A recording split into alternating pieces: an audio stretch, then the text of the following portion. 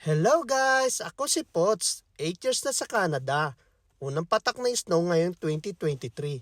8 years na rin ako nakikipagpambuno at nagbubungkal ng snow dito.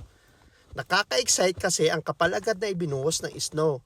Pero ang totoo niyan, sakripisyo ulit bago pumasok sa trabaho. Kailangan mo nang maglinis ng mga daanan or walkway, pati ang sasakyan.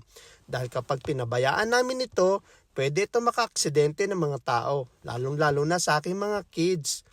Kaya minsan tawag namin dito dilobyo. Pero sa totoo, kailangan din namin ng snow, lalo na sa aming trabaho. Dahil kami ay nagtatrabaho sa farm equipment, so kailangan ng farmers ang tubig. Kaya okay lang, Pilipino kami, so kailangan pa rin namin lumaban sa buhay. Please subscribe naman ang Pots TV ko sa YouTube. See ya!